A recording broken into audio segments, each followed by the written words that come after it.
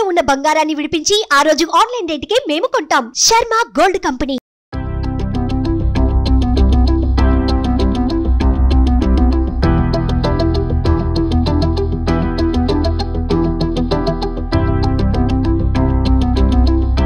నమస్తే, welcome to Suman TV. Saraswati త్వయాం దృష్ట్యా వీణా పుస్తకధారిణి హంసవాహన సమాయుక్త విద్యాదాన కరీమమ. సరస్వతి నమస్తుభ్యం వరదే కామరూపిణి విద్యారంభం కరిష్యామి.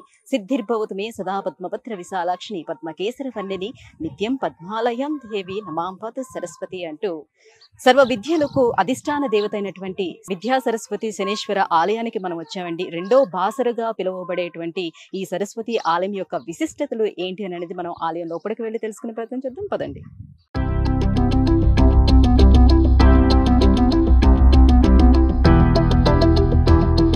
వర్గల్ సరస్వతి మాత ఆలయంలోకి మనం అడుగు పెట్టామండి.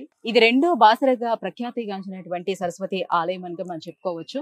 మనకి సరస్వతి ఆలయాలు దేశమంతటా మనం చూసుకున్నట్లయితే చాలా తక్కువగానే మనకి కనిపిస్తాయి సరస్వతి ఆలయాలు. అలాగే బ్రహ్మకు సంబంధించిన ఆలయాలు అయితే కేవలం మన దేశంలోనే కేవలం ఒకే ఒకటి ఉందండి. కాకపోతే సరస్వతి ఆలయాలు ఉంటాయి కానీ చాలా తక్కువగా ఉంటాయి. మన రెండు తెలుగు రాష్ట్రాల్లో మనం చూసుకున్నట్లయితే బాసర ఎంత ప్రసిద్ధిగాంచిందో, ఒకటి బాసర మనకి అందరికీ తెలిసింది. సో ప్రతి ఒక్కరికి కూడా అక్షరాభ్యాసం చేయాలని అంటే మనం బాసరకి వెళ్ళే వాళ్ళం. అదే విధంగా ఇప్పుడు మనకి ఇక్కడ వర్గల్లో కూడా ఒక సరస్వతి మాత టెంపుల్ చాలా పెద్దదిగా వెలిసి ఉంది. ఇక్కడ కూడా బాసర మాదిరిగానే మొత్తం కూడా అక్షరాభ్యాసాలు ఏం చేయాలన్నా కూడా ఇక్కడ చేయడం జరుగుతుంటుంది. దీని చుట్టుపక్కల మనం చూసుకున్నట్లయితే ఒకటి వెంకటేశ్వర స్వామి ఆలయం ఉంది, అలాగే శనేశ్వర ఆలయం ఉంది. ఇక్కడ యజ్ఞాలన్నీ కూడా జరుగుతూ ఉంటాయి. సరస్వతి మాతకు సంబంధించిన హోమాలు, యజ్ఞశాల కూడా ఇక్కడ ఉంది, హోమాలు జరుగుతూ ఉంటాయి. శనేశ్వర ఆలయం ఒకటి ఉంది. అలాగే మనకి విద్యా సరస్వతి ఆలయంతో పాటుగా విఘ్నేశ్వరుని యొక్క ఆలయం కూడా మనం చూసుకోవచ్చు. చుట్టుపక్కల ఉపాలయాలు అయితే అవి ఉన్నాయి. మనం లోపలికి వెళ్దాము. ఈ ఆలయం ఎప్పుడు నిర్మించారు, ఏ రకంగా నిర్మింపబడింది, ఎవరి ప్రోద్బలముతోటి నిర్మింపబడింది, ఈ విషయాలన్నీ కూడా లోపలికి వెళ్ళి మనం అడిగి తెలుసుకునే ప్రయత్నం చేద్దాం. మనకున్నటువంటి సమాచారం ప్రకారం చూసుకున్నట్లయితే ఈ ఆలయం 98వ సంవత్సరంలోనే నిర్మితమైంది. ఇది మనం చూసుకున్నట్లయితే చంద్రశేఖర శర్మ అని అతను చాలా పెద్ద మనకి వాస్తు పండితులుగా చెప్తున్నారు. ఆ వాస్తు పండితుల యొక్క కుమారుడు చాలా పెద్ద బిజినెస్ మ్యాన్. ఆయన వచ్చినటువంటి ఆ సంకల్పంతో ఈ సరస్వతి మాత టెంపుల్ ని నిర్మించారని బయట వినిపిస్తున్నటువంటి కథనం అనమాట. సో ఇక్కడ ఎవరైతే స్థానికులు ఉన్నారో వారు చెప్తున్నటువంటి మాట. మరి ఈ ఆలయానికి సంబంధించినటువంటి మరింత విశిష్టతల గురించి లోపలికి వెళ్ళి మనం అడిగి తెలుసుకునే ప్రయత్నం చేద్దాం.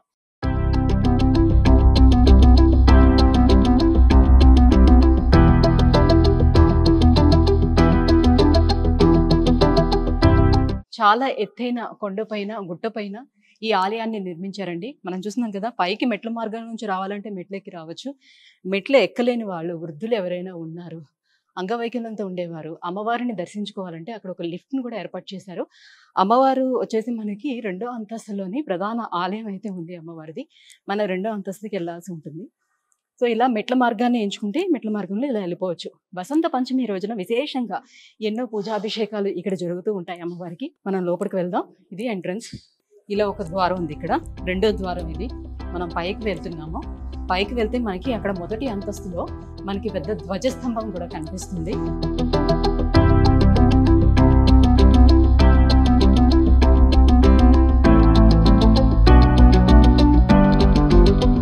ప్రణోదేవి సరస్వతి అంటూ ఋగ్వేదం అమ్మవారిని కీర్తించింది. మనకి ప్రధాన శత్రువు ఎవరంటే అజ్ఞానం. ఆ అజ్ఞానాన్ని పారద్రోలాలి అని అంటే మనకి జ్ఞానం అనే మహాధారైనటువంటి సరస్వతి మాత యొక్క కరుణా కటాక్షాలు మనకి కావాలి. అటువంటి సరస్వతి మాతని ఆరాధించుకోవటానికి, దర్శించుకోవటానికి మనం ఈ వర్గల్ సరస్వతి మాత టెంపుల్కి వచ్చామండి. దీని కథనం ప్రకారం, అంటే స్థానికులు చెప్తున్నటువంటి కథనం ప్రకారం మనం చూసుకున్నట్లయితే చంద్రశేఖర శర్మ అనే ఒక పెద్ద సిద్ధాంతికి కలలో అమ్మవారు కనిపించి, ఎక్కడైతే నీకు సర్పం అనేది ఒక పుట్ట కనిపిస్తుంది, అందులో సర్పం ఏదైతే ఉంటుందో నీకు కనిపిస్తుందో, నాగుపాము కనిపిస్తుందో, అక్కడ నా ఆలయాన్ని స్థాపించాలి అని చెప్పి అమ్మవారు చెప్పినట్టుగా చెప్తున్నారు ఇక్కడ ఉన్నటువంటి స్థానికులు. అంటే ఇప్పుడు సరస్వతీదేవి ఏదైతే ప్రతిష్టాపన జరిగిందో అక్కడ ఇంతకు ముందు పెద్దగా ఒక పుట్ట అనేది ఉండేది. ఆ పుట్టలో పాము కూడా ఉండేదంట. నిత్యం ఇప్పటికీ కూడా ఆ పాము ఇక్కడే చుట్టుపక్కల ప్రాంతాల్లోనే సంచరిస్తూ ఉంటుంది. ఈ గుడి చుట్టూ మాత్రమే సంచరిస్తూ ఉంటుందని ఇక్కడ ఉన్నటువంటి భక్తులు కానివ్వండి, స్థానికులు కానివ్వండి చెప్తూ వస్తున్నారు. సో చంద్రశేఖర శర్మ గారికి కళలోని అమ్మవారు కనిపించి నేను ఇక్కడ వెలుస్తాను, ఇక్కడ ఎక్కడైతే ఈ గుట్ట పైన మనకి నీకు పెద్ద పుట్ట కనిపిస్తుందో ఆ పుట్టలోని పాము ఉంటుందో అది అక్కడే నా యొక్క ప్రతిష్టాపన జరగాలని అమ్మవారు కళలోని సూచించడం జరిగింది. ఆ రకంగానే ఈ ఆలయం వెలిసిందని ఇక్కడ ఉన్నటువంటి కథనం ప్రకారం మనకు తెలుస్తుంది.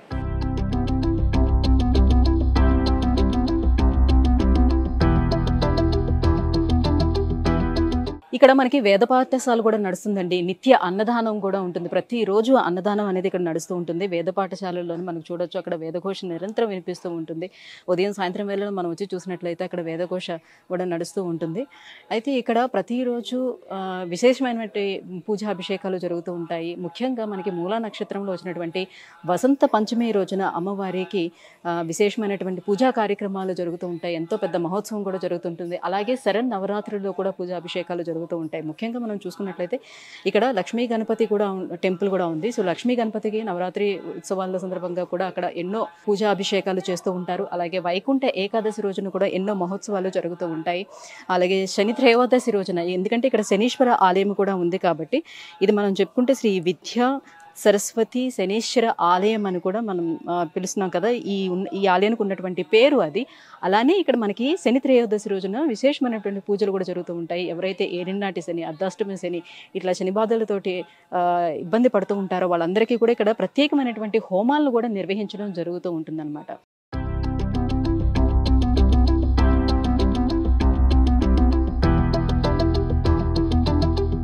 శ్రీ విద్యా సరస్వతి శనీశ్వర ఆలయం యొక్క వైశిష్టం ఏమిటో ఇక్కడ అర్చక స్వాములు ఉన్నారు, వారిని అడిగి తెలుసుకుందాం. స్వామి నమస్తే. నమస్కారం. గణాధిపతయే నమః. శ్రీ మహాసరస్వత్యై నమః. శ్రీ గురుభ్యో నమః. హరిః ఓం.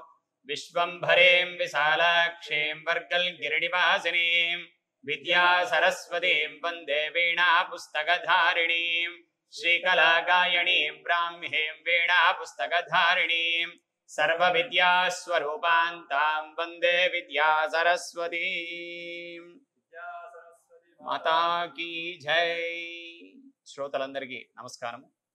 వర్గల్ విద్యా సరస్వతి దేవాలయం అమ్మవారి యొక్క ప్రతిష్టాపన 1992 మాఘశుద్ధ త్రయోదశి నాడు పుష్పగిరి స్వామివారి చేతంబడి అమ్మవారి ప్రతిష్టాపన గావించుకోవడం జరిగింది.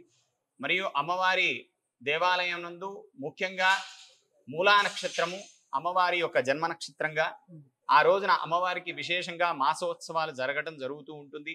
అనగా ప్రతి నెల అమ్మవారి నక్షత్రం రోజున అమ్మవారికి విశేషమైన పంచామృతాల చేత అభిషేకం మరియు చండీ హవన కార్యక్రమం, భక్తుల చేత లక్ష పుష్పార్చన కార్యక్రమాలు జరగటం జరుగుతుంది.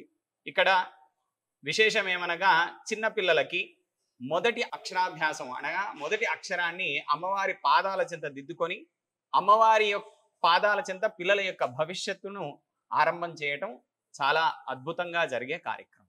అంటే ఈ ఆలయం ఇక్కడ వెలవడం వెనుక ఉన్నటువంటి చరిత్ర ఏంటి? పూర్వం అంటే సిద్ధాంతి గారు, మా యాయవరం చంద్రశేఖర శర్మ సిద్ధాంతి గారు అమ్మవారి యొక్క అంటే అమ్మవారు సిద్ధాంతి గారి స్వప్నంలో రావటం, అమ్మవారికి మూలంగా ఏంటి అంటే బాసరలో సిద్ధాంతి గారు కొన్ని రోజులు అమ్మవారి దగ్గర ఉండి దీక్ష చేశారు. ఆ దీక్షలో అమ్మవారు కరకమల చేత అమ్మవారు ఆజ్ఞ ఇచ్చింది సిద్ధాంతి గారికి, చంద్రశేఖర సిద్ధాంతి గారికి. సిద్ధాంతి గారు కొన్ని స్థలాలు వెతికారు. ఇక్కడికి వచ్చిన తర్వాత అమ్మవారు వారికి స్వప్నంలో ఏదైతే ఆ స్థలం కనబడిందో ఆ యొక్క స్థలం ఇక్కడ గోచరించింది. ఆ రోజు ఇంకా సిద్ధాంతి గారు ఇక్కడ కూర్చొని, శివాలయం కూడా ఉంది కింద, అక్కడ కూర్చొని అమ్మను ఇక్కడ ప్రతిష్టాపన చెయ్యాలి అన్న భావన చేసుకొని చిన్న చిన్నగా భక్తుల యొక్క సహకారం తీసుకొని ఈ యొక్క దేవాలయం కట్టడం నిర్మించడం జరిగింది. అయితే ఎక్కడ మనం చూసుకున్నా కేవలం సరస్వతి ఆలయాలే మనకి కనిపిస్తూ ఉంటాయి, కానీ ఇక్కడ విద్యా సరస్వతి శనేశ్వర ఆలయం అని ఎందుకు వచ్చింది అని? అయితే దీనికి ఒక చిన్న విశేషత అంటే ఈ ప్రాంతంలో ఆ సమయంలో కరువు కాలం బాగా ఉండేది.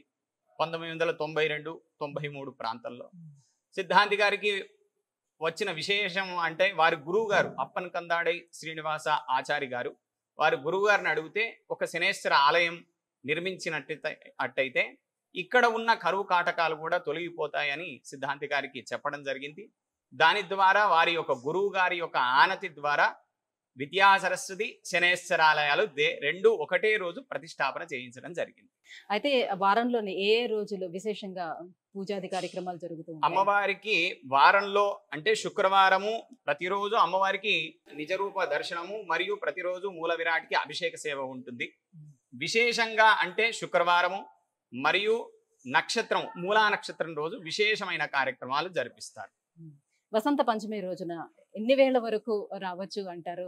అంటే వసంత పిల్లల్ని తీసుకొచ్చి విద్యాభ్యాసం ఎక్కువ జరుగుతూ ఉంటుంది కదా, ఇక్కడ ఎన్ని వేళ వరకు రావచ్చు అంటారు? వసంత పంచమి రోజున పోయినసారి అయిన విశేషం అమ్మవారి దగ్గర 12,000 మంది పిల్లలకి అక్షరాభ్యాసం చేయించడం జరిగింది. అనగా 12,000 మంది పిల్లలు అనుకుంటే 1,50,000 మంది ఆ రోజు అమ్మవారిని దర్శించుకోవటం, ప్రతి ఒక్కరికి భోజనం వసతి అందించడం, అమ్మవారి ప్రసాదం తీసుకొని వెళ్ళటం జరిగింది. అంటే ఇది రెండో బాసరగా ఖ్యాతిగాంచింది కాబట్టి, రెండో బాసరగా ఖ్యాతిగాంచడానికి అంటే బాసరలో జరుగుతున్నటువంటి సేమ్ అవే పూజాభిషేకాలు ఇక్కడ కూడా జరుగుతున్నాయా? ఏ రకంగా ఉంటుంది? బాసరలో జరిగినట్టుగానే రోజు అమ్మవారికి అభిషేక సేవ మరియు ప్రతి మూలా నక్షత్రానికి చండీ హవనము, నైవేద్యము మరియు భక్తులకి కూడా నిత్య అన్నదానము ఇవన్నీ జరుగుతాయి. బాసర నవరాత్రులలో కూడా ముఖ్యంగా దేవీ నవరాత్రులు చాలా అద్భుతంగా జరిపిస్తారు దేవాలయం వారు. విశేషమైన భక్తుల తాకిడి కూడా ఆ రోజు బాగా ఉంటుంది.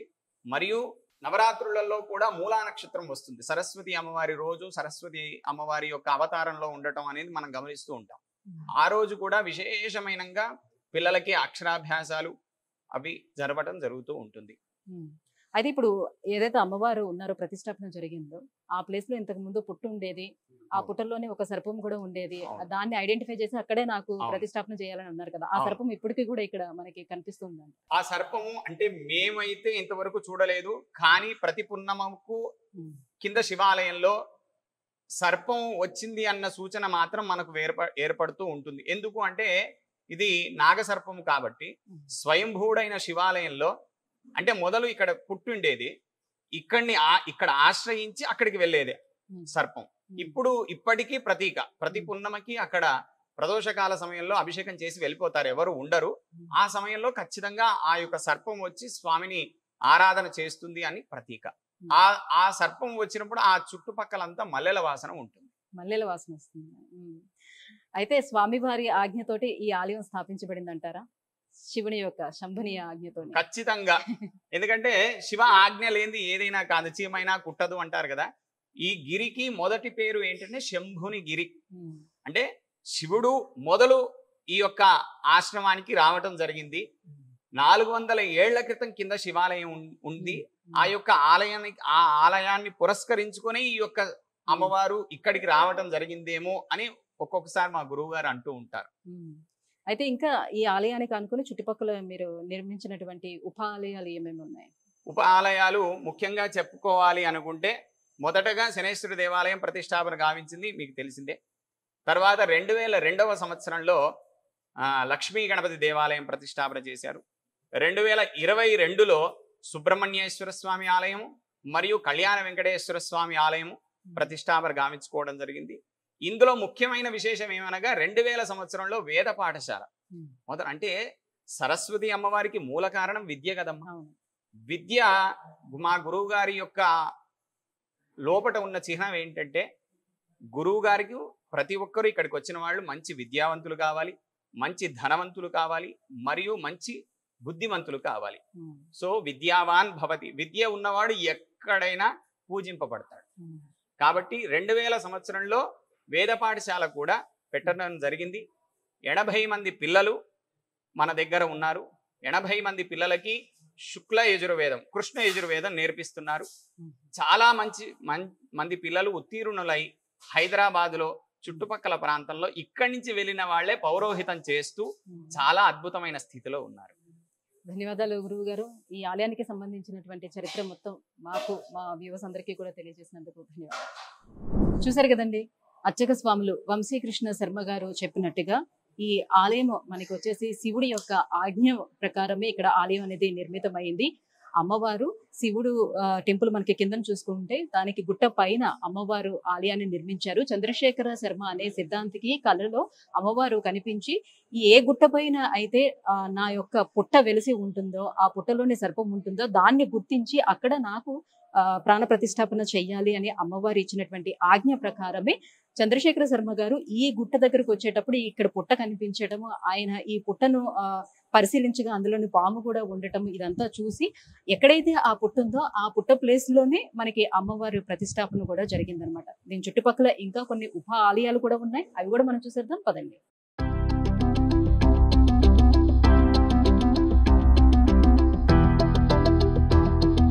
సరస్వతి మాత దర్శనం చేసుకున్న తర్వాత మనము బయటకు వచ్చే మార్గంలోనే కింద మనకి ఉపాలయాలు కూడా ఉంటాయి. అందులోనే మొదటగా మనం గణపతి ఉపాలయం, శ్రీ లక్ష్మీ గణపతి కూడా ఇక్కడ మనకి ఉపాలయం ఉంది. ప్రణమ్య శిరసాదేవం గౌరీపుత్రం వినాయకం భక్తావాసం స్మరే నిత్యం ఆయు కామార్థ సిద్ధయే.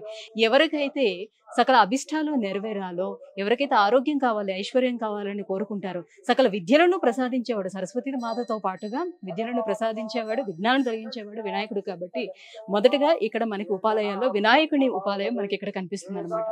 సో వినాయకుడిని దర్శనం చేసుకుందాం. ఆ తర్వాత వినాయకుడు తమ్ముడైనటువంటి సుబ్రహ్మణ్య స్వామి దర్శనం చేసుకుందాం. ఆ తర్వాత శనీశ్వర ఆలయం ఉంటుంది, శనీశ్వర ఆలయాన్ని కూడా దర్శనం చేసుకుందాం. లోపలికి వెళ్దాం పదండి.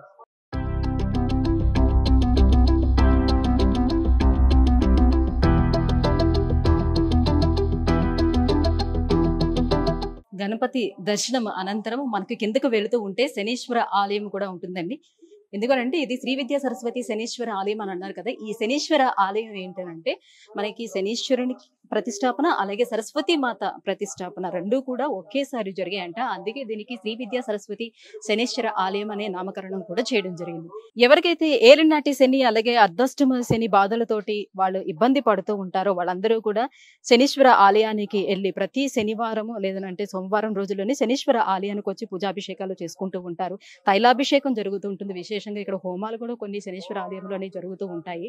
సో స్వామివారిని దర్శించుకుందాం పదండి.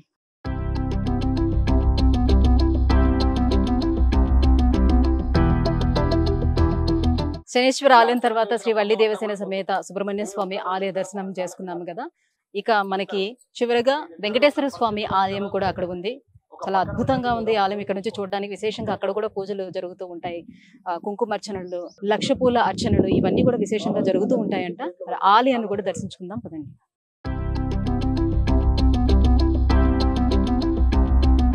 ఈ ఆలయంలో కృత్తిక నక్షత్రం రోజున చాలా విశేషమైనటువంటి పూజా కార్యక్రమాలు జరుగుతాయండి. సంతానం లేని వారు, సంతానం కోరుకునేవారు అలాగే ఆరోగ్య సమస్యలు ఎవరికైతే ఉంటాయో వారందరూ కూడా ఈ సుబ్రహ్మణ్యేశ్వర స్వామి దగ్గరకు వచ్చి దర్శనం చేసుకుంటారు. ఇక్కడ అభిషేకాలు చేసుకుంటూ ఉంటారు. ఇక మరో ఉపాలయం చూసేద్దాం పదండి. ఇక చివరి ఉపాలయం అయినటువంటి వెంకటేశ్వర స్వామి ఆలయానికి వచ్చేసామండి. ఇక్కడ ఆల్రెడీ పూజలు జరుగుతూ ఉన్నాయి. మనకి నామాలు కూడా మంత్రోచ్చారణ కూడా వినిపిస్తుంది కదా. లోపలికి వెళ్ళి స్వామివారిని దర్శించుకుందాం పదండి.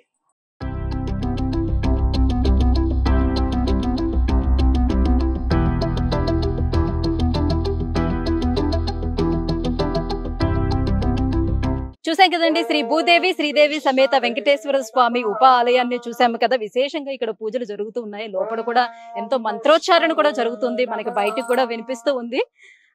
ఇవి మనం సరస్వతి మాత వర్గల్ సరస్వతి మాత ఆలయం దిగువన ఉన్నటువంటి ఉపాలయాలు సంబంధించినటువంటి విశేషాలు.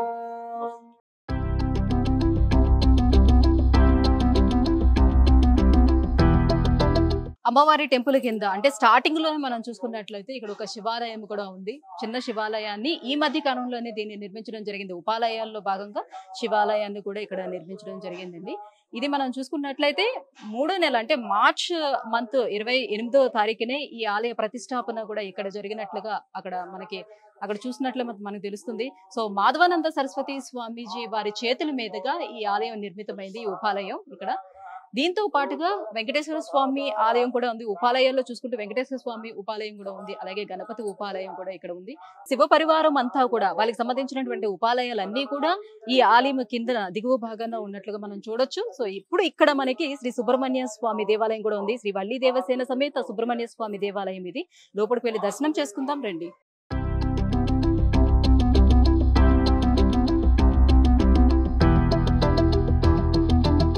చూసారు కదండి, శంభుని గుట్టపై వెలిసినటువంటి శ్రీ విద్యా సరస్వతి శనేశ్వర ఆలయం విశేషాలన్నీ కూడా ఇక్కడ మనకి చూసుకున్నట్లయితే శుక్రవారం, శనివారం, ఆదివారం విశేషమైనటువంటి పూజలు జరుగుతూ ఉంటాయి. వారంలో ఈ 3 రోజులు కూడా. అలాగే మూల నక్షత్రంలోని వసంత పంచమి రోజున కూడా విశేషమైనటువంటి పూజలు జరుగుతూ ఉంటాయి. ఎప్పటికప్పుడు పిల్లలకు అక్షరాభ్యాసం చేయించుకోవాలి అని అనుకునే వారందరూ కూడా మాక్సిమం బాసర ఎవరైతే వెళ్ళారో వారందరూ కూడా రెండో బాసరగా ప్రఖ్యాతిగాంచినటువంటి శ్రీ విద్యా సరస్వతి శనేశ్వర ఆలయానికి వచ్చి ఇక్కడే అక్షరాభ్యాసాన్ని కూడా చేయించుకుంటూ ఉంటారు.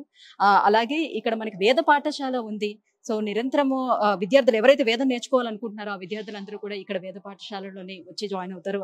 ఇక్కడ నుంచి ఎంతో మంది వేదం నేర్చుకున్నటువంటి విద్యార్థులు పౌరాణికం చేస్తూ ఎన్నో ఆలయాలలోని ఇప్పుడు ప్రస్తుతం పౌరాణికం కూడా చేస్తూ వస్తున్నారు. అలాగే నిత్యం కూడా ఇక్కడ అన్నదానం జరుగుతూనే ఉంటుందండి. ప్రతిరోజు అన్నదాన కార్యక్రమం అయితే ఇక్కడ ఉంటుంది. మనం చూస్తున్నాం కదా, ఇది కంప్లీట్ గా పెద్ద గుట్ట పైన వెలిసినటువంటి ఆలయం. ఇది పూర్తిగా గుట్ట మీద వెలిసింది. శివుని యొక్క అనుగ్రహంతో అమ్మవారి యొక్క ఇంత పెద్ద ఆలయాన్ని ఇక్కడ మనం చూడొచ్చు. శ్రీ విద్యా సరస్వతి శనేశ్వర ఆలయం విశేషాలు.